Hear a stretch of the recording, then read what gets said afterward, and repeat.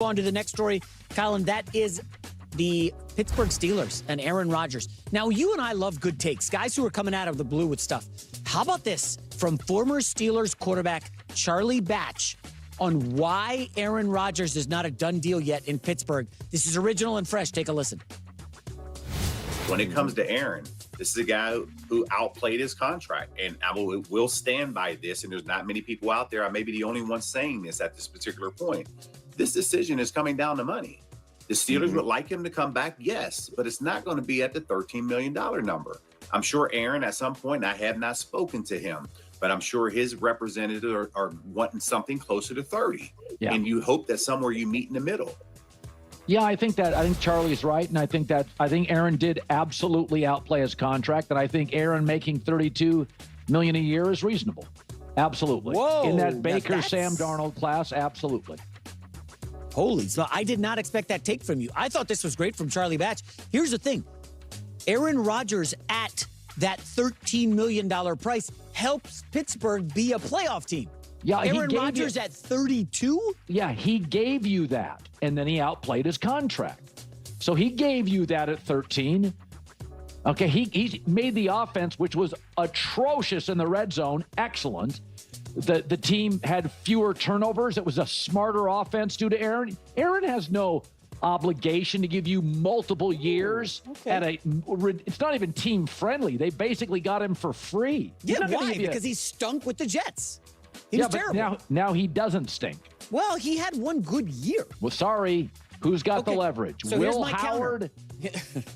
Here's my counter. Aaron, thank you for playing on $13 million. That was awesome. You helped us get to the playoffs by taking a low contract. Hey, man, do you want to win again? Do you want to try to win again? Yeah, we'll love you at 15. I'll say there's a difference between a small number and a ridiculous number. 30 is still incredibly team friendly. 13 is giving it away. Fine. What about 20, Aaron? Will you do 20? No, I'm going to do over 20. How about 20 with incentives? How about 28 with incentives that are easy to reach and get to 33? Fine. How about go into your career? Your last pass was a pick six. How Enjoy about the having darkness retreats and irrelevance. $300 million in the bank, Hall of Famer, in your last year, you were darn good. Yeah. You know, this is a guy who craves the spotlight. He's going on podcasts, talking, play football, lock in. Come play your final year. Let's make a run. Play for $18 million. Sacrifice Aaron Rodgers. That's who you are. Do it. You in? Yeah. That's a firm no from Cowherd. All right. Okay. Fine. Wow. You know, it's pretty funny just to see how much J-Mac really truly hates Aaron Rodgers. Talking about the contract is actually really interesting because obviously this goes without saying when you're a quarterback and you're getting 10 million, 15 million, right? Like yeah, that's a massive advantage. A massive, massive, massive advantage. He was obviously a better quarterback than a $10 million quarterback. We know that. We know that. This is just the basic elementary bottom line stats, completion percentage, pass yards, touchdown interception ratio, passer rating, etc. And I'd argue that a lot of that is undervaluing actually what Aaron Rodgers brought just because of what he was able to do from an operational standpoint. What's interesting is this is where things like the money are always a bit confusing, and it's just some of the money that you don't spend for salary cap can get rolled over. Some of it obviously, not all of it, otherwise people would be stacking things, and that's obviously not how it works. But I don't really know how much that ends up truly mattering in terms of what can roll over to the following year in the grand scheme of things as well. Like if it ends up being like legit where you're like, hey, if we do this it really helps us leverage X, Y, and Z, or if it's just kind of like, it ends up being pretty much not have that much of an impact, or then the money and the rest of it just gets redistributed to the NFLPA, so it's not going to the owner, it's not going to the coaches, not going to management, it's going back out there. And so when you're talking about a contract for a single season, unless they're trying to figure out like a 2-year deal, unless Aaron's like, I want a 2-year, right? 50 million, 60 million contract, right? It's 30 a year or something. It's like, okay, that conversation makes sense to me. But if it's just a single season rental now, the money should in theory already add up, right? Like they've already have. I mean, they should for the most part have the financial aspect of this roster pretty locked up. The way I'm kind of looking at it is it's almost like monopoly money in the sense of like, all right, Aaron, I'm making up a number, obviously 25 million left over, here you go. We already got everyone else figured out, here's the 25 million, that's all that we got, no more money to spend, like that's it. You know, we're not going to undercut someone else, we're not going to try to rework someone else's contract, etc. It's just like this, is it? Now, again, if it's a 2-year deal, then I understand, but if it's just this singular, unless the whole rolling over matters significantly for the following year. Okay, so it's even more than I had originally thought. Unspent money at the end of the league year carries over into the next season. There is no maximum limit to the amount that can be rolled over, but teams must spend at least 89% of the cap in cash over a 4-year period. Rollover money is often used for player contract bonuses restructuring to manage cap hits. They do really love to make this make your head spin. It's why they hire people specifically just to kind of manage all this, because it's just so frustrating to have to keep trying to figure out. NFL teams can roll over 100% of their unused salary cap space from one league year to the next. This carryover is added directly to the following season's base salary cap, providing teams additional financial flexibility to manage contracts such as the $50 million in unused cap reported by the 49ers for 2025. That's just an example. So then it really does become a situation of trying to manage the future as well, and not immediately this season. So in a lot of ways, that's what's interesting then, because then this conversation is not necessarily fully accurate. The whole idea of like, hey, you taking a discount allows us to be a playoff contender, but if you don't, then we're not. The team would essentially be the same at this point. Now, you would want Aaron Rodgers to take a discount for next year when he's potentially not even playing. And at that point, that is not Aaron's obligation. So for the Steelers, it's interesting. They rolled over 17 million as you can see, and then they got some dead money, 12 million. So the current salary cap space right now is 26 million. What's interesting is, let's say Aaron goes for 15 million. That leaves 12 million left to spend. But when you look at this, you have how much you're paying the draft bonuses, etc., you're looking at 10 million. And then if you're trying to rework the contracts of some other players, like other rookie deals that you're looking to extend, etc., then that money can also be accounted for. But this is where you can always make more money. You can always restructure.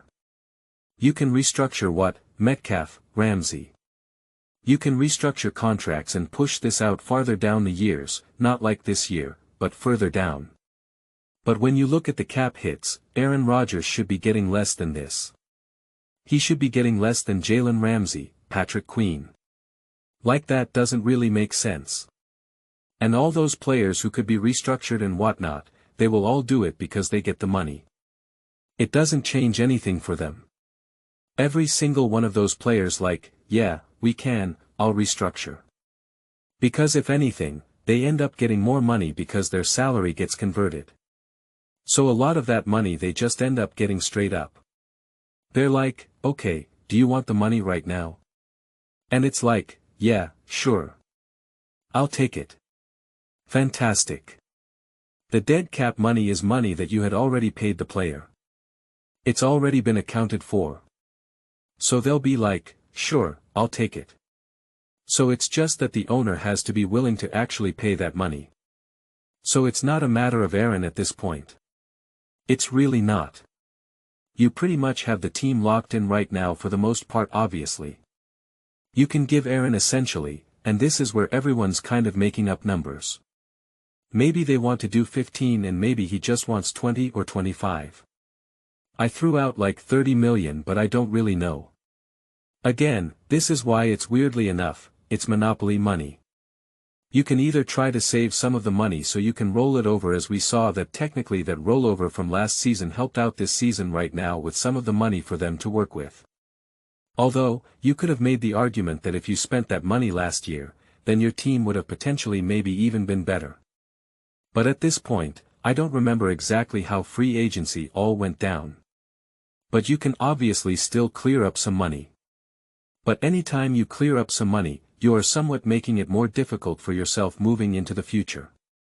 So then the question remains, can you do damage this season right now? And if the answer is yes, there really then is no argument. If we're being honest with ourselves, if you're looking to actually utilize Aaron Rodgers' services right now, there is no actual discussion of like, Aaron, if you just take a pay cut, we can be a great team this year. If you don't, then it's going to be a lot harder for us to build a great team.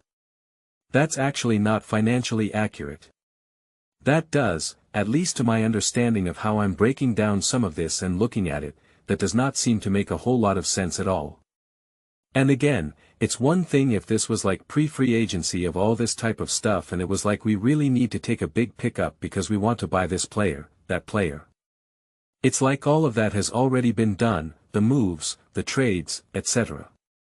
There's a couple things out there, but like to maybe round out the roster, but this is it. Not to mention, you can restructure just one of those names that I pointed out to you and that frees up more than enough money. That's the reality. If you restructure like a Ramsey contract or TJ Watt, whoever, I'm not sure if it was Ramsey, but one of those guys, you free up more money than if Aaron Rodgers took a pay cut. And all that ends up affecting is like 2028, 2029 or something. And that's not Aaron Rodgers' responsibility. It's really not. I'm all for players taking deals like that and Aaron Rodgers at this point in his career. But to me, the way I look at it is if I'm in Aaron's shoes, if it was a necessity, if it was like Aaron, we need you to take this lower salary because that's what allows us to build this team so we can be competitive this year.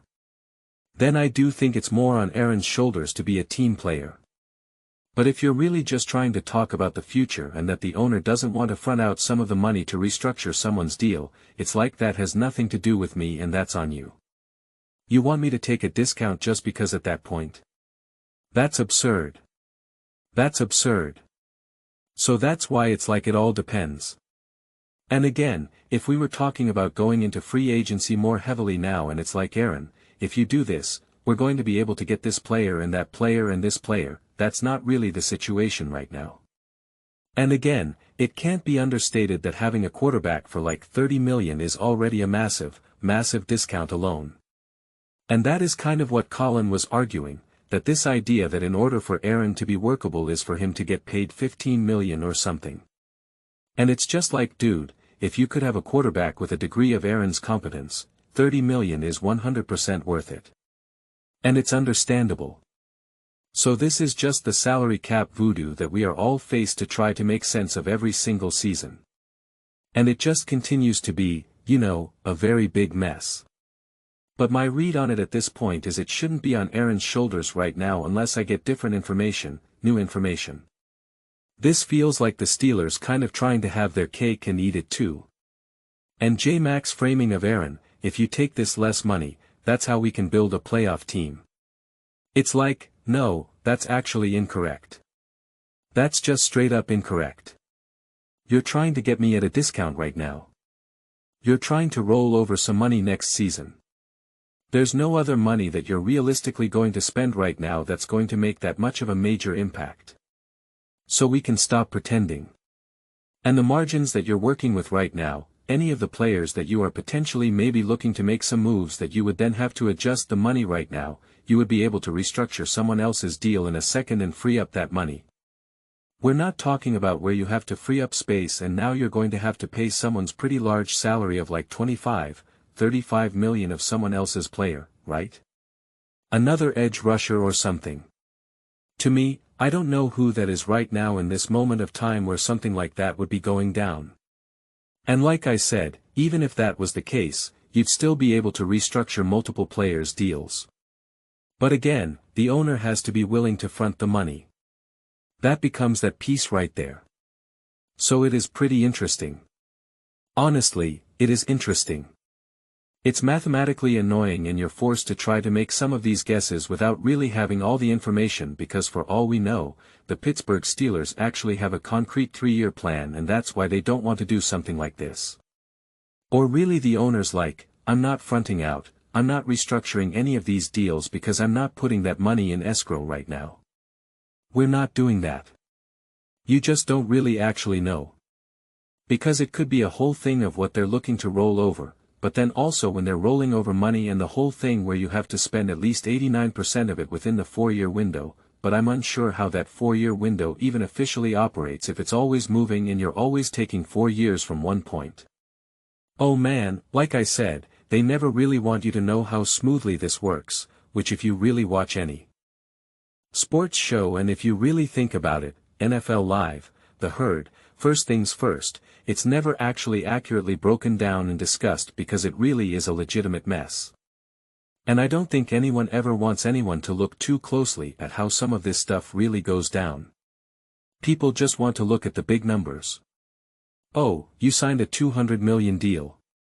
Oh, they got him for 4 years, $80 million. And they just want to leave it at that. Any of the other nuances of how some of this stuff works, it's like the NFL is just kind of like, nah, don't worry about any of this. We just want you to focus on guaranteed money, how many years you're playing for, and what money you're expected to get. But the whole thing of a cap hit, the contract as a whole, bonuses, void years, dead cap, all of that is just like, my goodness. My goodness. But those are just my thoughts. I'd absolutely love to hear yours. What do you guys all think? How do you make sense? Honestly, how do you guys make sense of all of these financials of all of this type of stuff? I mean, it's a lot, but I'm curious how some of this lands for all of you and where do you think Aaron should be? I think I made a decent enough argument right here that kind of highlights again based on my understanding that it's not a matter of Aaron taking a pay cut so this team can be competitive. To me, my read on the situation, that does not seem to be what it actually is. So let me know your thoughts. I read every single comment. Whether you agree with me or disagree with me, either way, let's get to some discussions, get some fights, but ultimately let's just have some fun. And please do consider subscribing. We're building an amazing community here and absolutely love to see you part of it. We want to build something that we all generally feel connected to. Something that we're really excited to be part of. I think we're well on our way to doing it. Please don't forget to give this video a thumbs up as it really does help the visibility and the algorithm. Thank you so much. See you next time.